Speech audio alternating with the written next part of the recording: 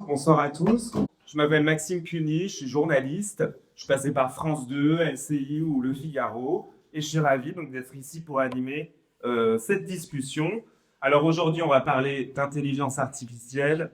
Vous le savez, c'est incontournable, hein. La question, c'est pas est-ce qu'il faut s'y mettre, c'est comment s'y mettre. L'erreur, ce serait de faire de l'IA pour faire de l'IA avec une valeur ajoutée moindre pour les utilisateurs.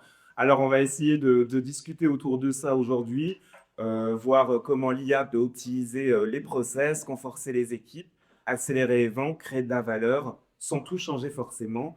Et puis, on va voir aussi comment éviter les écueils avec cette question. Et si l'avenir du commerce B2B passait par le commerce agentique? Alors, à cette table, 4 experts, hein. Bonsoir Eric Godin, cofondateur de Just, hein. Bonsoir. Just, donc solution e-commerce spécialement conçue pour le B2B. Cyril Rocher, Senior Account Executive B2B pour Ibelia, donc moteur de recherche optimisé grâce à l'IA. Également Henri, dans un Senior Consultant en IA et designer également. Et vous conseillez notamment ABC Équipement Collectivité, qui est spécialisé dans la conception et la distribution et la fourniture de mobilier urbain. Et enfin, Thibaut de Maison Rouge, PXM Advisor B2B chez Akeneo. Akeneo qui est un product cloud basé sur l'IA. Alors, pour commencer, on va rentrer dans le sujet tous ensemble, poser des petites questions sur votre utilisation personnelle de l'IA. Chacun, vous allez prendre la parole sur ça. Depuis quand vous utilisez l'IA, que ce soit dans un contexte personnel ou professionnel? Puis qu'est-ce que ça a changé pour vous? Alors, bonsoir à tous. Sur l'utilisation de l'IA, rapidement, ça fait à peu près 2-3 ans que j'utilise la notion personnelle. Principalement pour rédiger des mails pour mon avocat, ça c'est sûr, ça permet d'avoir un meilleur français. Et côté pro, je suis sur un poste plutôt sales aussi, donc c'est un usage qui va permettre d'aller faire de la recherche sur les entreprises, sur des prospects, etc., ce qui est déjà suffisant. Et après, chez Akeneo, on l'utilise dans plein de modules qui sont à disponibilité de nos clients, et on en parlera un peu plus tard dans les différentes autres questions. Bonsoir à tous. Moi, d'un point de vue pro, j'utilise depuis pas mal de temps, hein. Avant de créer Just, j'étais dans l'agriculture et je travaillais sur la prévision de trésorerie, sur des rendements d'agricoles, et cetera. Donc c'est l'IA, mais ancienne génération, on était plus sur des mathématiques, on va dire. Chez Just, maintenant, c'est notre quotidien de travailler avec de l'IA. On travaille dans toutes les équipes, on optimise des process avec. Que ce soit pour du code, bien évidemment, que ce soit du design, de la recherche, de la veille, du marketing, et cetera. Donc ouais, j'y travaille au quotidien et on essaye que ce soit vraiment un compagnon, on va dire, de notre quotidien chez Just. D'un point de vue perso, j'utilise aussi beaucoup. Je suis un grand sportif et je l'utilise j'ai un agent coach que je me suis fait, qui est aussi nutritionniste et qui est aussi planificateur de courses. Donc je m'en sers au quotidien. Il est branché à mon Strava, il est branché à mes résultats de course, il est branché à tout et c'est lui qui me fait mes qualifications de semaine. Voilà, donc je m'en sers beaucoup et ça marche très bien. Donc voilà. Et j'essaie toujours de faire en sorte de le faire évoluer avec tout ce qui peut y avoir autour. Bonsoir tout le monde. Perso, non, ça a commencé, je pense, pour tout le monde, il y a aussi plus longtemps avec l'iPhone, je pensais à Siri, je pensais à mon favori Shazam, etc. C'est quand même de l'intelligence artificielle. Plus récemment, il y a eu le Lens, etc., qui est assez extraordinaire. Et puis, ça m'a un peu sauvé la vie. Moi, je suis hyper reconnaissant de ChatGPT parce que ça m'a sauvé des fins de week-end avec les enfants où on découvre qu'il y a des exposés à faire, des dissertations. Je ne veux pas leur jeter la pierre parce que j'étais pire qu'eux quand j'étais jeune, mais là, ça m'a bien sauvé les fins de week-end. Donc voilà, on peut en parler parce que c'est quand même de l'AI générative qui nous aide bien. Et plus sérieusement, sur le pro, bah, comme toi, Thibaut, moi j'ai une activité sales dans le P2B. C'est vrai que ça nous aide énormément à préparer une meeting, à faire des comptes rendus. Qu'est-ce que c'est génial, quoi. Quand on prend 1 minute à faire un copier-coller pratiquement d'un compte rendu grâce à l'IA. On retravaille un petit peu. C'est mieux. Ça dépend de la motivation, mais ouais. Donc, et ça touche un peu l'efficacité dont on va parler après. Et Et il y a aussi, je vois plus structurellement au niveau des équipes, au niveau sales, on commence à travailler avec l'IA pour gagner du temps sur les réponses RFP. Voilà, donc ça occupe bien notre quotidien depuis longtemps personnellement. Et puis de plus en plus, ouais, tous les jours au bout. Ça fait finalement très longtemps que je suis acculturé à ces outils. Hem, En ce qui me concerne, moi, bah, je pour les mêmes usages, hein, qu'on a tous autour de ChatGPT. Alors moi, je suis assez fan de Claude. Je trouve qu'il rédige remarquablement bien. En ce qui concerne ABC, qui est donc un distributeur de mobilier urbain, qui est une entreprise familiale, dans lequel j'ai des billets. Donc je fais mes choix en faisant un peu attention. Parce que là, je joue pas avec un client, je joue avec mon argent, et celui de ma femme en plus. On l'a commencé à l'intégrer réellement, autour de Just, il y a maintenant 1 an et demi et à la fois sous la forme d'agents et d'outils pour les équipes. Et ce qui est vrai, c'est que ça donne un effet démultiplicateur. Si je pense par exemple au marketing ou à la personne qui administre le site web, on a vu des effets très rapidement arriver, sur ce qu'on a mis en place. Et puis accessoirement les market designers, donc parce que j'ai plus une outil casse-tête et j'ai aussi une activité de designer mobilier. Et donc, avec la maison d'édition que j'ai fondée, il y a 2 ans, on a intégré l'IA dans la conception de mobilier. On voit en tout cas donc la diversité des possibilités avec l'IA. On va passer à la première partie de cette table ronde sur la vision et la perception de l'IA. Avec une première question, vous allez tous les quatre y répondre. Les scénarios les plus prometteurs pour l'IA, quels sont-ils? On a beaucoup de choses qu'on imagine avec l'IA. Chez Just, on y travaille au quotidien. Il y a beaucoup de features autour de la génération automatique. Nous, on voit l'IA et l'IA agentique, pardon, de deux façons différentes. D'abord, en effet, ça va être un peu un nouveau canal de vente qui va permettre de faire des choses qu'on ne peut pas faire aujourd'hui parce que finalement, on va réussir. Jusqu'à maintenant, les datas qui sont derrière étaient toujours exposées via une interface web et donc on était contraints, les utilisateurs qui viennent sont contraints par une interface dans ce qu'ils peuvent faire. Et nous, on voit maintenant l'IA agentique comme la possibilité de se défaire de cette contrainte, d'accord, et donc de finalement réussir à avoir une expérience totalement personnalisée d'achat. On a, voilà, l'IA va réussir, et l'agent qui est derrière va réussir à, pour n'importe quel use case, à adapter finalement le parcours de vente en fonction des canaux qu'il va avoir. Et je vais venir sur mon deuxième point. Et voilà, c'est un peu un nouvel canal de vente, mais qui va permettre de s'enlever beaucoup de contraintes qu'on a aujourd'hui. Et ça, c'est le premier point, le nouveau canal de vente.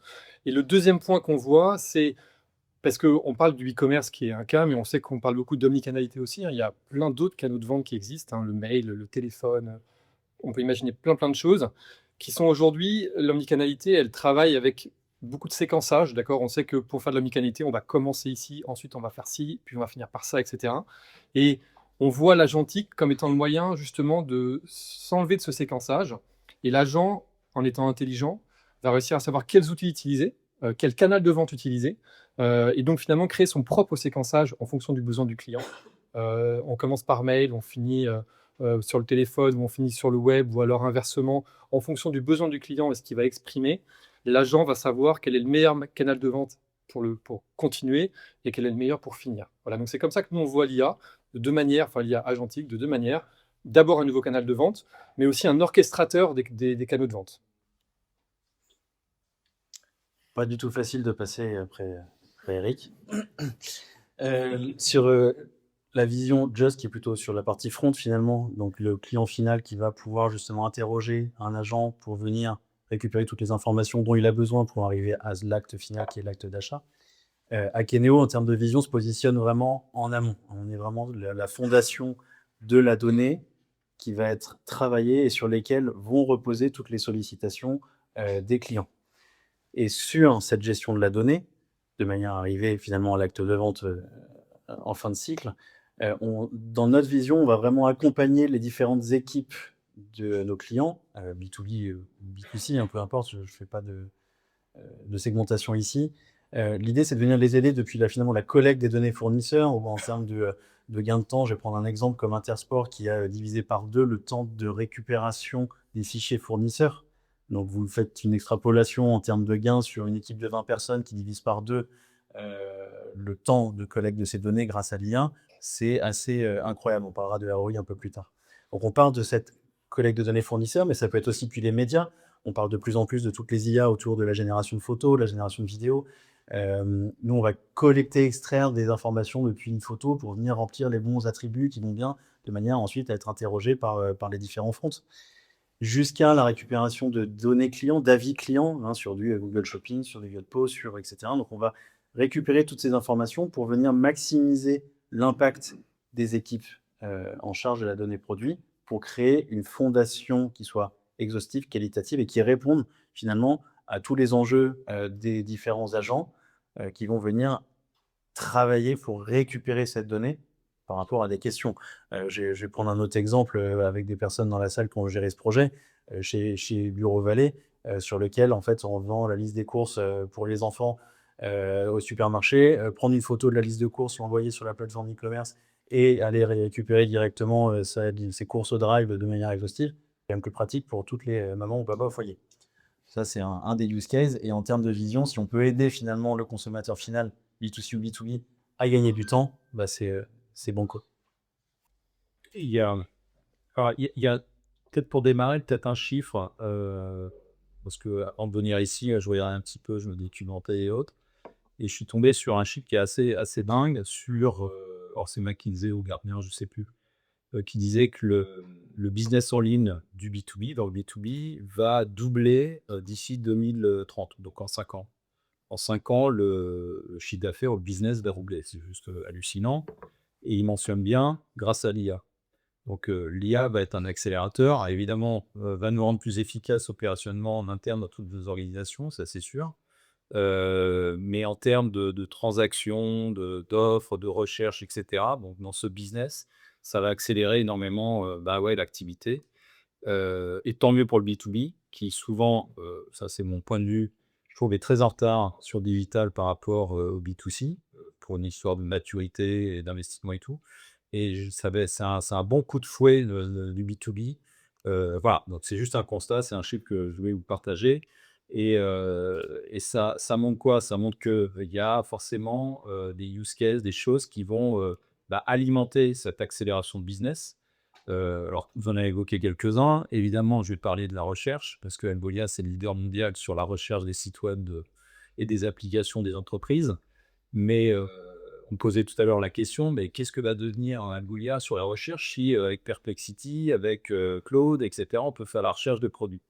Et c'est clair que de toute façon, la notion de recherche grâce à l'IA va énormément s'améliorer. Maintenant, de la recherche via des moteurs de langage comme ceux que j'ai cités, ChatGPT, etc., aura besoin de data structurée, propre, etc., surtout dans le B2B où tout n'est pas accessible dans le web, au travers d'outils comme Akeneo, Just, et puis de la recherche personnalisée, structurée, contextualisée aussi par du Algolia. Donc, voilà, donc toutes ces technologies vont participer à cette accélération, mais à condition d'intégrer, plutôt d'être pas éligible, mais compatible avec ce nouveau paradigme-là de l'IA agentique. Et juste peut-être pour préciser, parce que je ne sais pas si tout le monde euh, fait le distinguo entre l'IA générative, le GenAI, et l'AI agentique. Bon, c'est peut-être clair au droit, qui ne sait pas. Très bien. Donc, tu as commencé à l'évoquer où, avec l'IA agentique, ça décide, ça agit, etc. L'IA générative, vous me corrigez parce que vous êtes plus expert que moi, mais l'AI générative, c'est comme du conversationnel. Je vais prendre de la donnée, je vais répondre à des questions, je vais donc prendre des données pour répondre à la question, je vais mettre ça en fort. Voilà, donc je compile des informations sur le web et puis je rends quelque chose d'intelligible. Ce qui est déjà très bien, ce qui a sauvé mes week-ends avec les enfants. Mais après, l'AI agentique, c'est un niveau supérieur. Ça utilise l'AI générative, mais ça vient prendre des décisions d'action, mais qui sont en utilisant des outils. Tu parlais d'outils tout à l'heure. Il n'y a pas d'AI agentique s'il n'y a pas d'outils. Et des outils, c'est nous, quoi. C'est du Algolia, c'est des index, c'est de la donnée. Donc, c'est pour ça que c'est important. Il y aura une question, je pense, tout à l'heure sur la pérennité des investissements. C'est important de se mettre à la page, de prendre le virage de l'agentique maintenant, je regardais, c'est qu'il y a à peu près 25% des entreprises B2B qui sont en pilote agentique actuellement. Donc si vous ne l'êtes pas, ben, faut se bouger parce qu'il y en a plein qui s'y mettent et par expérimentation et puis ou alors vraiment parce que c'est en train de se réveiller. Euh, enfin, en tout cas, si je prends ma casquette ABC, donc côté distributeur B2B, ce que je vois, c'est qu'il y a donc, le métier de distributeur de mobilier au bas est un métier, comme beaucoup de métiers dans le B2B, qui est percuté par des nouveaux entrants, des pure players qui, comme le disent eux-mêmes un certain nombre d'acteurs de ce secteur, les gars qui travaillent entre le sèche-linge et la machine à laver dans leur garage et qui font du dropshipping depuis la Chine. Ça veut dire que ce petit monde qui était encore relativement protégé pré-Covid est de plus en plus challenger.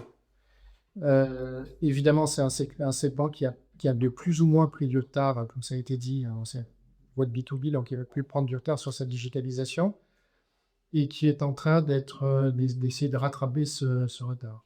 Concernant ABC, l'IA, le point essentiel que je vois, c'est que c'est un vecteur de transformation de l'organisation. C'est une petite boîte, c'est moins de 10 personnes. Mais ça donne des effets de levier démultiplicateurs aux salariés sur plein de sujets sur lesquels on pourra traiter par la suite, qui sont considérables.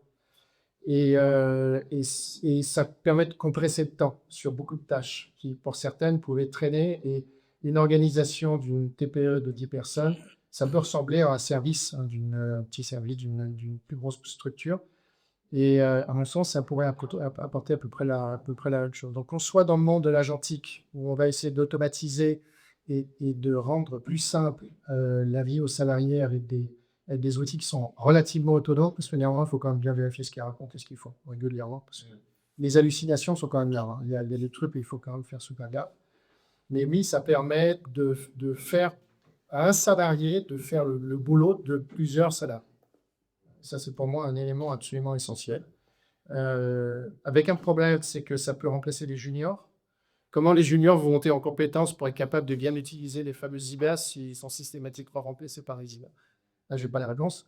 Donc, dans les structures, il y a un petit sujet là à voir. Mais pour une boîte comme ABC, c'est un vecteur d'accélération et d'amélioration de son processus de transformation qui passe de l'ancien temps de cataloguiste et c'est un peu digitalisé à un distributeur de nouvelle génération.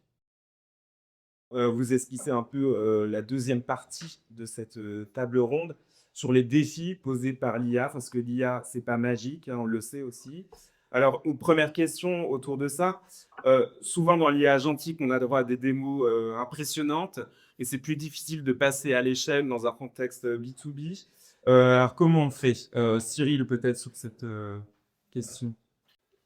Ce qu'on voit, c'est qu'il y a des outils extraordinaires qui permettent de construire des démos super rapidement, un petit peu en claquement de doigts. Il y a Base44, il y a Make, il y a certainement d'autres qui permettent de créer des agents très rapidement et puis de démontrer l'efficacité de tout ça. En tout cas, donner un aperçu de ce que ça peut donner. Par contre, c'est pas suffisant parce que ce qu'on voit, nous on l'a vu sur 2-3 cas projets où des clients nous disent bah ouais mais ça suffit, j'ai pas besoin de vous, j'ai pas besoin d'autres acteurs, ça fait vachement bien de boulot, j'ai un agent conversationnel qui va me chercher des choses, des documents, des produits, etc. Mais quand on gratte un petit peu, donc c'est vachement bien ces outils, je veux pas les jeter, c'est vachement bien pour créer un petit peu la coquille. Donc 80% de la coquille elle est faite, mais à l'intérieur il y a plein de pourcents, il y a pas grand-chose. Et parce que justement, il manque de la data, il manque de la personnalisation, du contexte, tout ce que je disais tout à l'heure. Et donc c'est là où l'effet Zemo, il prend ses limites, quoi. Et là, il y a justement un gap. Je parlais de maturité tout à l'heure sur le B2B. Alors, je ne parle pas des grandes entreprises B2B qui sont dans le retail, qui ont une bonne expérience, mais les industriels qui se mettent dans le e-commerce ou dans des projets de digitalisation un peu d'envergure, ils voient ça et puis ils s'attendent à ce que ça, quoi. Ils voient l'effet démo, ils s'attendent que ça soit assez rapide en termes de production. Et finalement, quand on arrive, ou un intégrateur arrive avec le projet, la roadmap et tout, les investissements, c'est une désillusion, quoi. Ou en tout cas, parce que il y a de l'effort. à mettre en place. Il faut de la donnée qui soit propre. Et souvent, malheureusement, la donnée n'est pas propre, elle n'est pas structurée. Donc, il y a du boulot là-dessus. C'est pour ça qu'il y a des intégrateurs et puis des solutions pour ça. Et puis, il faut mettre en place des solutions de recherche, de personnalisation, etc. Donc, c'est voilà, il y a une marge qui est assez haute entre l'effet démo et puis le product ready pour que dans la recherche, les résultats soient vraiment pertinents. Alors, Kéléo Solutions, quand on nous demande une démo, c'est qu'il y a un projet ou que c'est juste de la curiosité. Donc, s'il y a un projet, il va y avoir toute une notion, les entreprises vont faire un benchmark de solutions et vont aller voir les différentes solutions qui existent pour voir quelle est la meilleure et celle qui va être le meilleur fit et le meilleur prix. C'est facile de faire une démo aujourd'hui. Le problème, c'est que quand on veut faire une démo qui est attendue par des entreprises, par des prospects, par des équipes marketing, par des équipes data, ils vont souvent nous donner un petit jeu de données. Mais des données qui sont déjà super propres, avec un use case qui est déjà bien cadré, bien linéaire, bien précis. Voilà, montrez-nous ci, montrez-nous ça. On sait faire. Regardez, c'est facile. Donc la démo, elle est réussie. Super. Maintenant, quand il faut passer à la phase projet, et c'est là où, en tant que solution, et on s'appuie sur des partenaires intégrateurs, c'est important de vérifier aussi 3 axes, puisque dans la phase projet, il va y avoir 3 niveaux de complexité qui vont arriver. Le premier, c'est le niveau de la complexité liée à la data.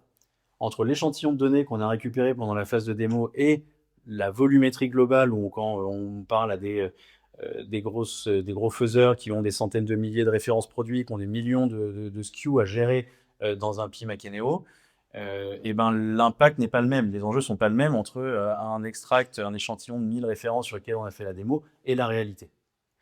La deuxième complexité, et surtout dans un contexte B2B, c'est dans cette notion de scalabilité par rapport à la démo, c'est aussi la complexité liée aux clients. Dans le contexte B2B, on sait que les clients finaux vont avoir leur propre prix. Je pense que ça, vous le voyez au quotidien, vont avoir leurs propres contraintes en termes de gestion de stock, etc., etc. Donc, il faut aussi le prendre en considération et ça, on ne peut pas le voir sur une démo.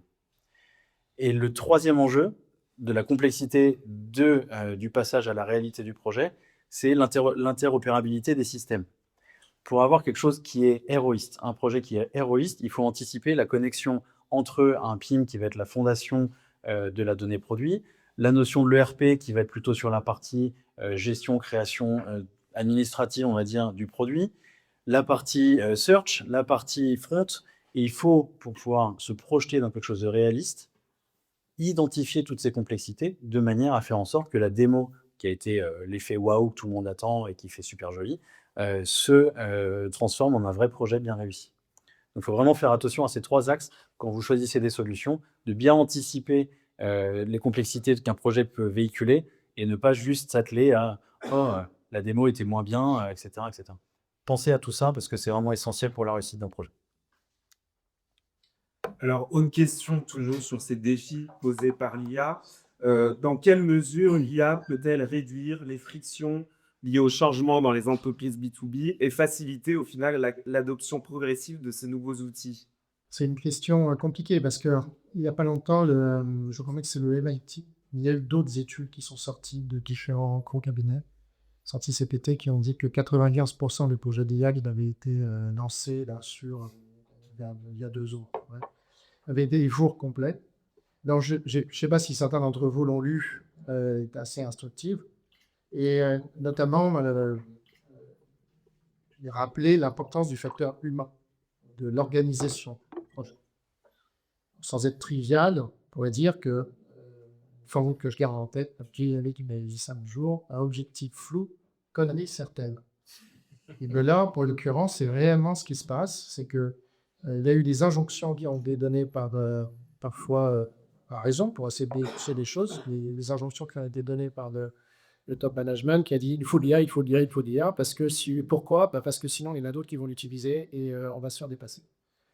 Et à la fin, à force de ne pas avoir d'objectif clair et de ne pas répondre aux besoins métiers et de ne pas avoir écouté les équipes terrain qui allaient utiliser des outils et qui, eux, vont se prendre les sauts de problèmes, pour être poli, qu'il va y avoir derrière une fois qu'on a intégré ce genre de solution-là. En fait, il faut les embarquer et ça fait 20 ans que je suis en technologie. J'ai dirigé une ESN pendant un certain temps. Et c'était le sujet déjà, il y a 10 ans, ils étaient déjà de sujet temps. Il y a des technologies qui arrivent, il y a des décisions qui sont prises et elles ne font pas forcément répondre aux besoins terrain, opération. Donc, une fois qu'on a dit ça, et si on a tenu compte du fait que ça répond bien aux besoins terrain, oui, il y a un effet peut avoir un effet extrêmement positif sur le change de l'entreprise parce que je l'ai vu, je peux donner plusieurs exemples. Notamment, je vais sortir du monde de la distribution d'ABC pour être dans le monde du design, qui est un monde d'artisanat, qui sont des mondes qui sont très, très conservateurs. Et en fait, je l'ai expérimenté. Utiliser ces outils pour faciliter la communication au sein de groupes de travail, quand on est en l'équivalent d'un sprint design dans le monde de la conception de mobilier, et donner des outils qui permettent à un artisan qui n'est pas forcément un champion dans l'expression écrite et orale. Là, soudainement, avec quelques mots-clés, il va pouvoir formuler quelque chose extrêmement simplement et qui va pouvoir être ensuite remis entre les mains du designer qui lui va travailler par itération successive. C'est un des principes de l'IA générative, travailler par itération. À la fin, on se retrouve à pouvoir animer et accélérer le temps et le compresser vraiment beaucoup et pouvoir sortir des pièces dans un délai record parce qu'on a mieux fait communiquer les gens grâce à l'intelligence artificielle. Alors, ça demande une méthode, un encadrement, ça ne peut pas partir dans tous les sens. Mais il est vrai, ça peut très, très bien fonctionner. Et ensuite, au dernier point qui concerne ABC, quand on est capable de sortir des images pour un nouveau catalogue ou sur ABC, pour les catalogues papier, parce que son marché exige, mais sur le site en ligne, pouvoir faire des mises en scène autour de produits, je dirais pas dans un claquement de doigts, mais faire le boulot en 2 heures que l'on aurait mis 2 mois à faire, parce que là, maintenant, on en est là, sur le rendu d'image, on en est là. Oui, c'est un effet énorme sur les équipes parce qu'ils voient tout de suite le bénéfice qu'ils peuvent en tirer et ce que ça va apporter dans leur confort de travail. Voilà, parce que ça permet aussi l'anticipation, de planifier les choses. L'idée de l'agentide, c'est de déléguer des décisions d'achat, de vente à l'IA. Est-ce que c'est si facile, sachant que les humains ont du mal aussi à lâcher prise là-dessus? Eric, sur cette question. Alors c'est vrai que c'est une question qui est un peu au cœur de tous les débats, hein. Est-ce qu'on est prêt à déléguer ces décisions? Alors ce qui est intéressant, c'est qu'on peut prendre ça du deux côtés. Est-ce qu'on est prêt technologiquement ou est-ce qu'on est prêt psychologiquement à le faire? Il y a les deux. Et je pense que c'est avant tout une question psychologique aujourd'hui. Technologiquement, on sait faire beaucoup de choses. Ça, il n'y a pas de débat. Il y a encore beaucoup de choses qui vont arriver. Mais c'est psychologiquement aujourd'hui, on a encore beaucoup de mal parce que il y a un engagement des gens, hein, ça les engage de laisser une IA prendre une décision, ça va quand même les engager. Ça peut avoir des impacts commerciaux, ça peut avoir des impacts légaux, ça peut avoir plein d'impacts. Donc c'est sommes-nous prêts? Après, ce genre de questions, je pense qu'on se les pose à chaque nouvelle techno. Alors même si c'est pas des nouvelles techno, mais à un moment donné, on s'est posé la question, est-ce qu'on est prêt à rentrer dans une voiture d'un inconnu? Quand il y a Blablacar qui est sorti, on disait, ah non, jamais j'irai dans la voiture d'un inconnu, je ne le connais pas, il va m'emmener je sais pas où. Est-ce que vous êtes prêt à laisser les clés de chez vous à quelqu'un que vous connaissez pas? On se disait non. Airbnb au début, tout le monde se disait, mais jamais je ne mettre à quelqu'un. Enfin, c'est pas possible. On a fait un effort psychologique, on est arrivé. Maintenant, c'est devenu quelque chose de totalement normal, mais ça a pris du temps. Donc, je pense que nous, en tout cas, chez Just, on essaie de prendre notre temps aussi, et on y va à différents niveaux. Je pense que d'abord, il faut avoir des agents. Et pour remettre juste une définition d'agent, comme on l'a dit tout à l'heure, pour être sûr qu'on parle bien de la même chose, hein. Chez nous, un agent, c'est une IA qui va avoir une certaine liberté d'action, donc elle va pouvoir prendre des décisions toute seule, donc elle a une certaine autonomie, et elle va pouvoir prendre des actions en autonomie. Voilà, c'est vraiment les deux mots, c'est action et autonomie, ça c'est important. Et donc nous, on en fait déjà chez des clients, mais dans cette première version d'IA, on va lui laisser faire des actions et prendre des décisions, sauf que les règles qui vont permettre de prendre ces décisions, c'est nous qui les donnons. D'accord? Donc on va lui restreindre son paramètre de décision en disant, typiquement, une IA qui va aller traiter des fichiers pour vérifier si toutes ces lignes vérifient des normes qu'on a dictées, et est-ce que, si jamais ça vérifie bien, je peux bien les créer une commande. Demain, dans 10 ans, je ne sais pas quand, on pourra dire, on ne va même pas lui donner les normes, elle le sera toute seule. Aujourd'hui, nous, on va exactement lui écrire les normes, on va lui dire ce qu'elle doit vérifier, comment elle doit les vérifier, etc. Donc, elle ne va pas avoir à prendre de décision, ça va surtout être une IA d'action, d'accord? Mais ces décisions, parce qu'elle en prend quand même à la fin, mais elle les prend sur des règles qu'on lui a données. Voilà, et ça, c'est très important. Donc ça, cette étape-là, aujourd'hui, elle existe déjà, et donc on est capable de prendre des décisions d'achat, des décisions de vente, on le fait déjà, mais c'est basé sur des règles que nous dictons nous, voilà, pour se garantir que les décisions soient les bonnes. La deuxième étape, sur laquelle maintenant on est en prototypage chez les clients, c'est on va donner à l'IA un peu plus de liberté et elle va pouvoir faire des propositions. C'est pas elle qui va être décisionnaire, mais au moins, elle va faire des actions, mais avant de faire ces actions, elle va nous proposer des résultats. Donc ça, on le fait également, hein, c'est des choses sur lesquelles on travaille en POC. Donc c'est la deuxième étape qui va permettre de montrer, et l'IA va devoir prouver que les décisions qu'elle prend sont justifiées et bonnes. Et donc là, on va y arriver. Et donc dans quelques mois, on sera live et on va se rendre compte que finalement l'IA est bonne. Et ensuite, la dernière étape, on n'y est pas encore et on y sera, je ne sais pas quand. Ça sera vraiment des IA totalement autonomes sur des actions. Où l'avantage de ça, c'est que aujourd'hui, en tant qu'humain, on est aussi limité dans nos capacités de prise de décision parce qu'on n'a pas accès à toute la donnée. On a accès notre cerveau est limité à ça. Et donc, on peut bien penser que la plus-value d'une IA demain qui sera capable de prendre ses propres décisions, parce qu'elle aura accès à une volumétrie de données tellement importante que sa décision sera valorisée par rapport à la nôtre. Donc, on aura tout intérêt à lui laisser prendre la décision parce qu'elle aura prouvé que ses décisions sont pertinentes, mais elle nous aura montré encore plus qu'elle prend des meilleures décisions que nous parce qu'elle a accès à plus de data que nous. Voilà. Donc, on y va étape par étape. Des agents, nous, on en a déjà en ligne aujourd'hui. On en a en POC qui arrive. Mais tout dépend, en fait, le degré de liberté qu'on leur donne. Parce que finalement, c'est juste prendre des actions de façon autonome. Mais après, les règles dépendent de ça. Voilà. IA peut aussi générer des erreurs, on le sait. Est-ce que donc chez NCP, modèle, contexte, protocole, et je vais vous laisser un peu définir ce que c'est, ou d'autres standards peuvent être la clé pour fiabiliser cette IA? Alors, on a tous connu dans le numérique des nouveaux protocoles et des nouvelles façons de se connecter à des outils. Il y en a qui ont marché, d'autres pas. À l'heure actuelle, alors c'est certain que là, je connaissais Anthropic avec le sorti ça, ou c'est Anthropic. Ils ont été les premiers à sortir. OpenAI a dit oh, c'est génial, on va le mettre aussi. J'ai joué un peu avec. Alors, de temps en temps, ça marche très très bien. Parfois, on a l'impression que le serveur en face a été déconfiguré avec les pieds, donc ça ne marche pas toujours. Ce qui est sûr, c'est qu'il faut s'y intéresser, mais que c'est probablement pas, en tout cas, si l'apport des nouvelles technologies continue comme celle qu'on a connue pendant les 20 dernières années, c'est probablement pas le standard de demain. Parce qu'il est très frais, il est tout neuf, il sera peut-être sous une nouvelle forme, mais en tout cas, il faut absolument s'y intéresser. Parce que réussir à avoir des solutions simples pour faire dialoguer tous ces différents outils sans passer systématiquement par des API, il y a probablement un truc intéressant derrière. Mais moi, j'engage toujours c'est vrai pour ça et pour plein d'autres choses, de les tester, regarder ce que ça peut faire, parce que conceptuellement, c'est très intéressant de les voir fonctionner. Pareil, je donne un exemple tout simple.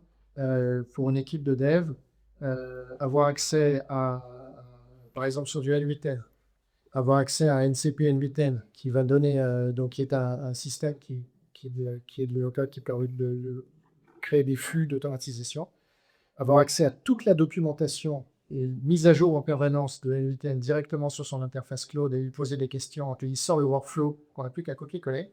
Alors, de temps en temps, il y a des connes, mais c'est quand même assez stupéfiant de voir ça. Donc, avec derrière une reprise en main de veille absolument nécessaire, ce protocole sera suivi par l'autre, par l'autre, par l'autre, par l'autre, et de voir comment ça fonctionne, comment c'est articulé, c'est de créer son propre petit serveur pour voir comment ça fonctionne en termes de recherche-développement. Je pense que c'est important. Mais investir beaucoup là-dedans, on s'en est un petit peu. Eric. Juste rajouter quelque chose sur ces problématiques de standardisation, de protocole MCP ou peu importe ce qu'il y a d'autre. Je pense vraiment qu'avec l'IA agentique, ça va devenir quelque chose d'extrêmement important, et je vais vous expliquer pourquoi. C'est ce que j'ai dit tout à l'heure. Jusqu'à maintenant, la data, et on sait tous à quel point la data est cruciale, on s'arrangeait pour la rendre compatible avec une solution front. Donc ça peut être son propre site e-commerce, ça peut être une marketplace externe. Donc on va faire des branchements avec des solutions et donc on va respecter des normes qui peuvent dépendre des solutions, on va faire des standards, etc. Ça, c'est comme ça que ça fonctionne jusqu'à aujourd'hui. Avec l'IA agentique, les interfaces disparaissent. Donc, on va mettre à disposition sa donnée maintenant. On ne va plus la pousser, on ne va plus se plugger à une interface chez un externe, on va mettre sa donnée à disposition. Et pour ça, on ne sait pas quel agent va venir. Donc, on est forcé à un moment donné de respecter un standard, parce que si chacun fait ce qu'il veut dans son coin, en fait, les agents vont plus savoir où aller regarder les choses. Donc, la grande différence qu'on a avec l'agentique, c'est qu'avant, on poussait, maintenant, on met à disposition. Et s'il n'y a pas de standard, il n'y a plus de mise à disposition et ça ne marche pas.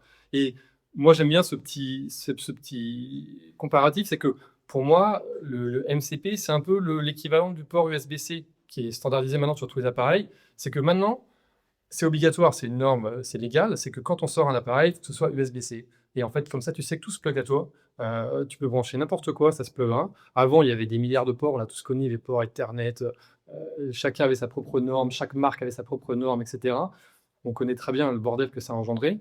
Maintenant, tout est normalisé. Et on va y arriver également avec ça parce que c'est la même chose. On met à disposition un device, un iPhone, quel que ce soit. Il faut qu'on puisse plugger n'importe quoi dessus sans savoir ce qui va arriver. Et ben, avec l'agentique, c'est la même chose. On a des datas, on a plein de data produits, on a plein de data de tout ce qu'on veut. Et ben, il va falloir qu'on mette à disposition d'IA. Et pour ça, on doit être standard. Voilà, donc nous-mêmes, on travaille dessus. Et je vous engage également à regarder ces choses-là parce que ça sera la condition du succès, je pense, demain. Alors, question suivante, vous en avez parlé un peu tout à l'heure, Thibaut, le ROI. Si je veux me mesurer concrètement le ROI de l'IA dans le B2B, quel KPI je suis pour vraiment évaluer son impact? Ça, c'est une question que toute personne, toute entreprise qui veut investir dans un combo de solutions pour répondre à ces notions de commerce agentique doit se poser. Et au-delà du ROI, qui va être juste très monétaire, c'est combien je vais gagner à la fin, c'est aussi tout ce qu'on va appeler le TEI, donc le Total Economic Impact. Donc vraiment l'impact économique de la mise en place de structures plus ou moins connectées, etc. Donc il faut retenir 3 choses, je pense, dans cette notion de structure économique positive à la fin du projet. Déjà, c'est la notion d'optimisation et donc de gain de productivité. Donc ça, c'est plutôt en interne par rapport aux équipes. Ça va être comment est-ce que j'améliore mon time to market, comment est-ce que je vais réduire mon temps d'enrichissement de mes données produits, comment est-ce que je vais faire en sorte d'automatiser le plus possible de tâches à faible valeur ajoutée. Typiquement, j'ai un cas en tête chez une centrale de matériaux qui avait une personne dédiée pour modifier le visuel, la photo, le packshot sur 300 000 refs. C'était ça son job. Super. Donc ça, c'est des choses sur lesquelles les outils d'IA peuvent aider à rendre des métiers un peu plus intéressants et pas forcément que pour des juniors, comme tu disais tout à l'heure. Donc ça, c'est le premier, c'est le gain opérationnel. Le deuxième, c'est l'expérience client. Avec l'IA, on va être en mesure de pouvoir apporter cette notion d'expérience produit de manière plus exhaustive, plus personnalisée, selon la notion d'omnicanalité que tu disais tout à l'heure. Comment est-ce que je vais contextualiser ma fiche produit sur un Amazon, sur un Walmart? Comment je vais contextualiser sinon le même produit mais qui va être vendu sur mon propre site e-commerce? Ou comment je vais le contextualiser sur un standard agentique? Tout ça, ça part aussi de la data et comment je vais la structurer par rapport à mes équipes. Et enfin, le troisième élément de cette notion d'impact économique, c'est bien évidemment la croissance. Si je lance un programme IA, c'est pour aller chercher des sous. C'est le but. Donc c'est comment est-ce que je vais facilement activer un nouveau canal, comment je vais activer une nouvelle localisation, un nouveau marché. Et ça, le fait d'avoir une data qui est propre, qui est solide au démarrage, va faciliter tout le travail des équipes qui sont en charge du go-to-market. Donc c'est vraiment là-dessus où je pense qu'il faut construire une approche héroïste, mais qui va plus loin que juste bon, j'investis 1 euro, est-ce que je gagne 10 à la fin? Internet, je souriais parce que je repense à des clients ou des prospects qui se lancent à tout va de façon un peu précipitée parfois sur du chatbot, sur du conversationnel, etc. euh, même, même sans nous prévenir. Et parce que ce que je disais tout à l'heure, il y a des outils qui sont à disposition et qui permettent de créer des chatbots ou des expériences conversationnelles assez sympas, mais pour répondre à un objectif business qui est souvent inexistant. Et c'est je fais parce que les autres font ou parce qu'on en parle et parce que j'ai pas envie d'être en retard, etc. C'est hyper basique ce que je dis, mais c'est toujours un petit peu, en anglais, follow the pen, c'est quoi mon problème à résoudre? Est-ce que le problème à résoudre, il a de la valeur? Si je fais, c'était un peu le l'IA pour l'IA, quoi. Voilà, et la question ROI, elle revient tout le temps, mais je sais pas pour vous, mais combien de clients, quand on leur dit, mais c'est quoi les KPI, c'est quoi les critères de succès de ton projet, etc. Et c'est, on n'en a pas trop, quoi. C'est comme tout le monde, c'est on veut augmenter l'autoconversion, on veut augmenter le trafic, mais de combien, etc. Donc moi je suis assez étonné, je suis assez étonné par ce genre de réponse, sachant qu'on nous challenge bien sur les prix après, mais souvent parce que voilà, la notion de ROI, elle est un petit peu prise au-dessus de la jambe, quoi. Et ce que tu dis, c'est hyper important. Voilà, c'était juste pour compléter ça. Et il faut pas tomber dans le piège de l'IA pour l'IA. C'est un champ d'investigation, quoi, plutôt un champ d'expérimentation qui est génial. Comme je disais tout à l'heure, ça va exploser. Le nombre de projets pilotes qui sont lancés, c'est juste extraordinaire. Nous, ce qu'on voit, c'est qu'il y a beaucoup de projets pilotes qui sont un petit peu bullshit, honnêtement. Il y en a qui ont beaucoup de valeur. Et voilà, faut se faire accompagner parce qu'il y a des choses qui coûtent cher, il y a des choses qui coûtent pas cher mais qui rapportent rien et vice-versa. Je pense que le ROI, c'est quand même essentiel. Nous, en tout cas, en effet, le ROI, c'est quelque chose de très important, que ce soit sur les projets internes ou externes, hein, ça fait partie des critères de décision de ce qu'on va faire. On ne prend aucune décision si on n'a pas au moins une estimation de ce qu'on veut mesurer en ROI derrière et comment on va le mesurer et ensuite on va le suivre. Ça, c'est la première chose. Et c'est vrai que nous, aujourd'hui, clairement, par rapport à ce qu'on fait, ce que je disais tout à l'heure, aujourd'hui, on est plutôt sur des agents qui vont faire des actions. Donc, on est plutôt sur des ROI d'optimisation du temps, de gain de temps. On n'est pas sur du ROI business, pas encore en tout cas. On est sur du ROI, combien de temps ça me fait gagner. Voilà. Et souvent, ça rapporte beaucoup en vrai, hein, parce que comme tu disais tout à l'heure, de demi-journée de gagné sur des équipes entières, ça rapporte énormément plus que 0,3 points de panier en plus qui vont rapporter à la fin quelques milliers d'euros et donc aucun ROI derrière. Donc, pour l'instant, on est sur plutôt du ROI gain de temps. Une fois qu'on aura des agents qui justement vont commencer à prendre des décisions mieux que nous, parce qu'elles auront accès à plus de data, on va arriver sur des ROI plutôt business, hein, parce qu'ils vont faire des meilleures propositions, des produits meilleures marges, du réassort un peu mieux fait, etc. Donc là, on arrivera sur du ROI business. Après, derrière, il y a le dernier ROI qui est aussi important, on en a parlé un peu tout à l'heure, c'est le ROI humain, hein, c'est-à-dire c'est quoi la perception des gens, parce que finalement, c'est quand même aussi une image de marque d'une boîte aujourd'hui. Il y a des gens qui se mettent sur l'IA aussi parce que ça leur donne une image digitale, surtout dans le B2B, où c'est comme on l'a dit tout à l'heure, on est un peu en retard.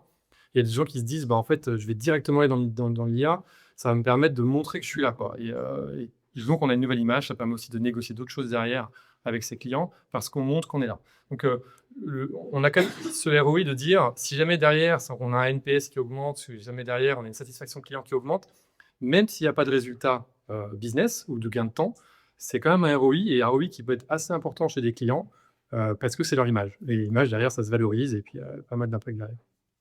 Ça me fait penser à une histoire chez un de nos clients qui vient d'arriver là, mais ça résonne là-dessus.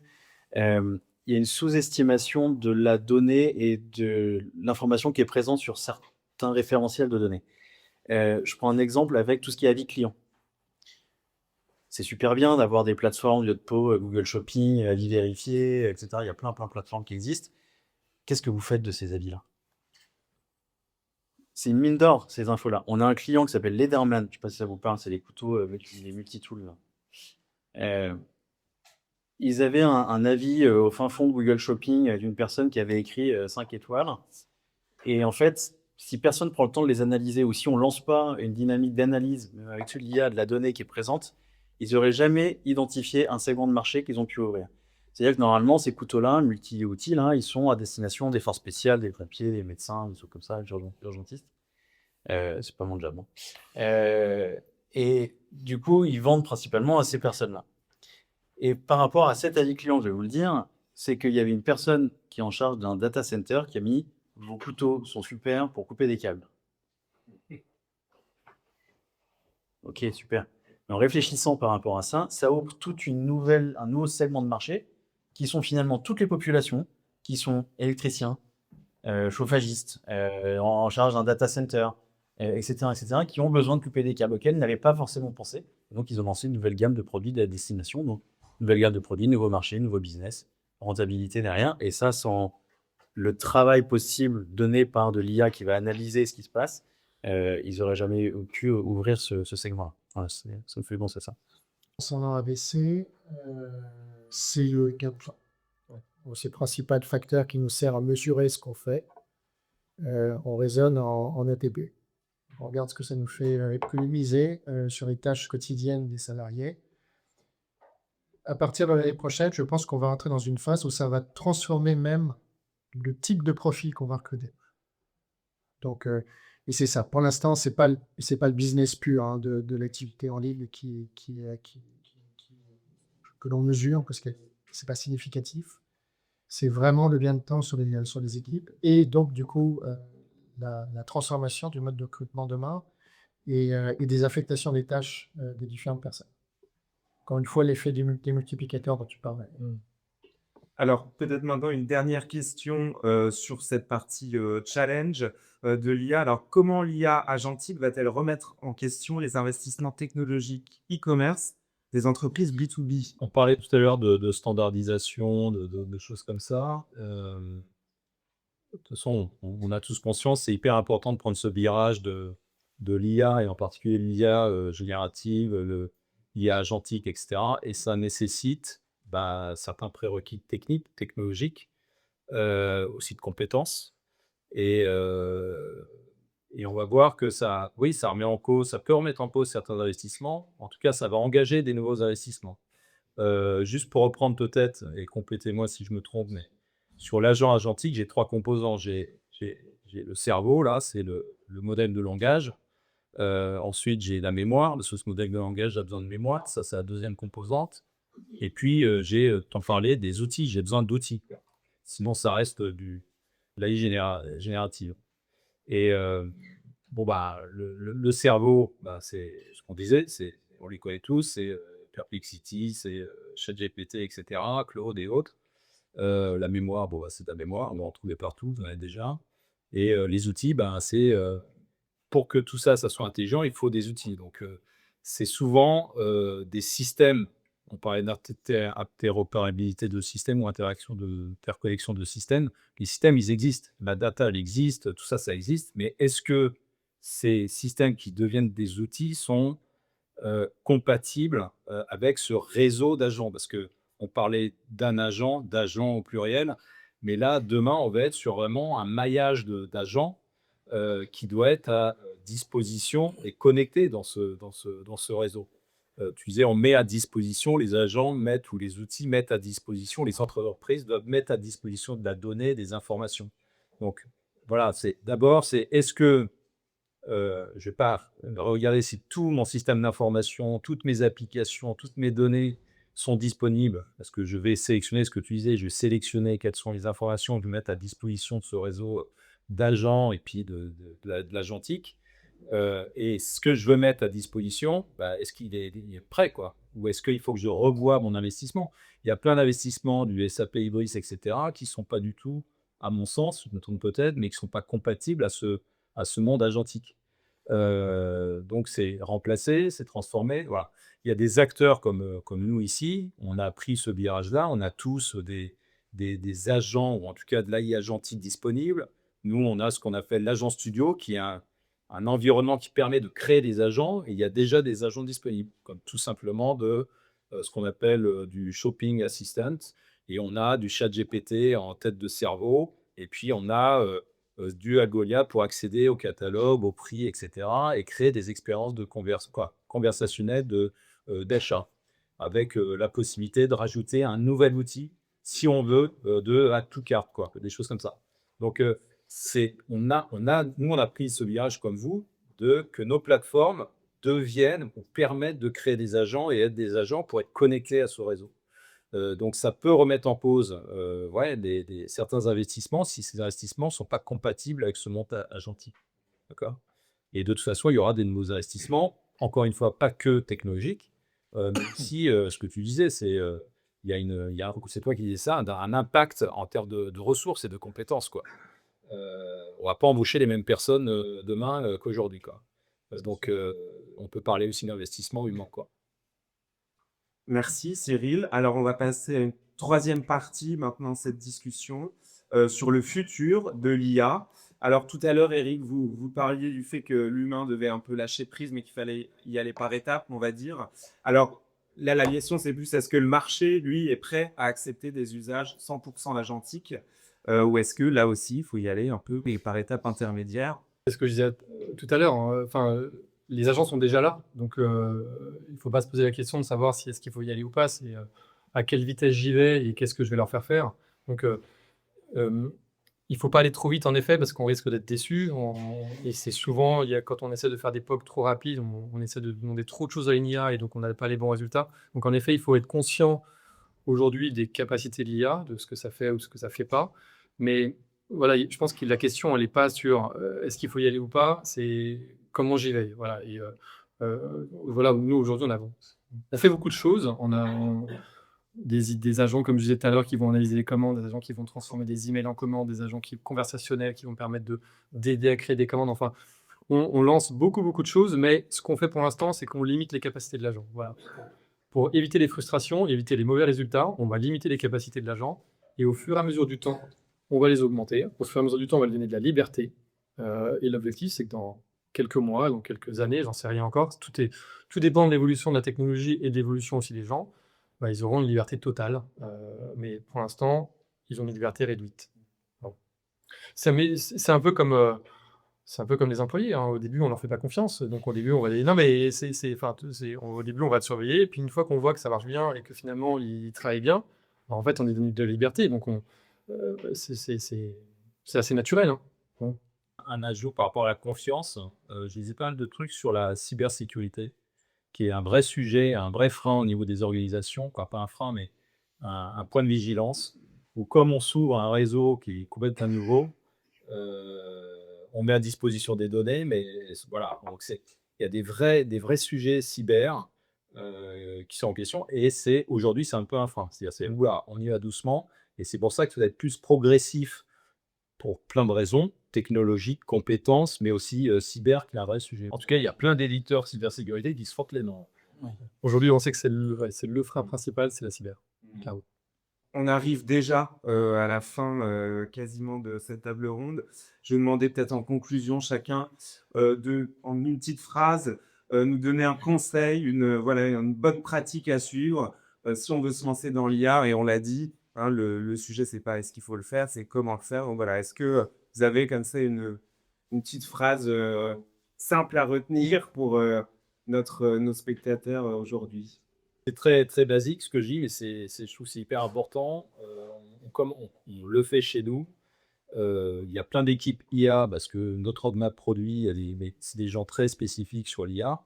Mais quand je discute avec les clients, juste pour aller sur le client, plutôt B2B, c'est créer une veille pas seulement technologique, mais une veille pour apprendre et prendre en maturité sur l'IA. Et ouais, c'est-à-dire que c'est pas seulement des gens dédiés, mais c'est créer une vraie veille sur l'IA. Et puis essayer d'identifier les bénéfices que l'IA peut apporter pour votre business. Tout n'est pas bon pour votre business. Il y a des sujets sur lesquels, qui sont hyper clés pour votre business. Et c'est comment l'IA peut m'aider là-dessus, quelle valeur ça peut générer. Et une fois qu'on a listé ça, j'ai vu chez un client, il fait ça, c'est vachement bien, et puis il se lance dans des tests. Donc, identifier les use cases qui ont vraiment de la valeur pour lui, et il se lance à faire des tests. Et comme ils n'ont pas forcément les compétences, ben, ils font appel à des éditeurs, à des intégrateurs, des boîtes de conseil, parce que tout le monde aussi apprend, hein, c'est assez nouveau, donc on se prend un peu les pieds dans le tapis, etc. Mais c'est, comme tu disais, c'est par itération, quoi.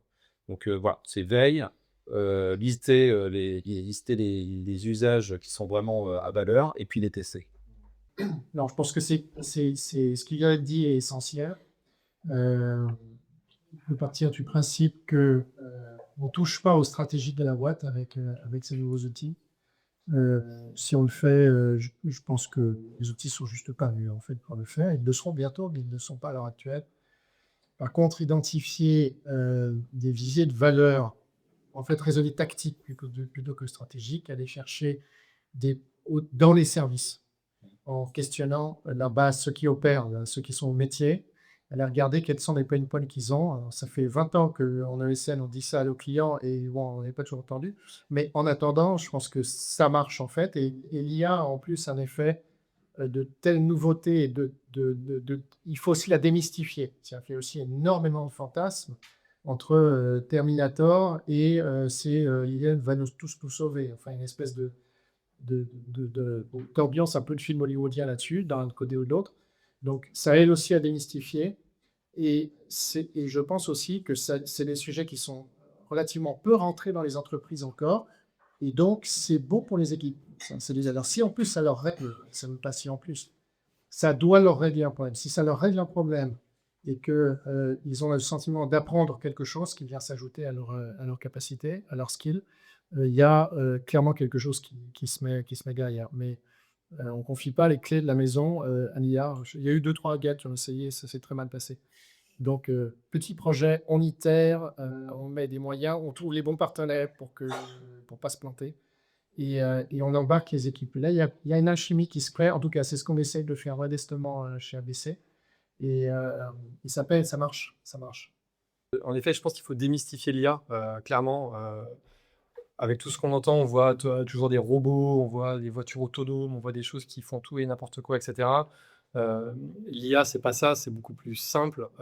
Mais donc, d'un côté, il faut démystifier l'IA, mais d'un autre côté, il faut se former dessus parce qu'il faut comprendre ses limites aujourd'hui. Et on a tendance souvent à penser, justement parce qu'on nous dit plein de choses sur l'IA, que ça sait tout faire, qu'on peut tout faire avec, etc. Non, ça sait pas tout faire encore aujourd'hui.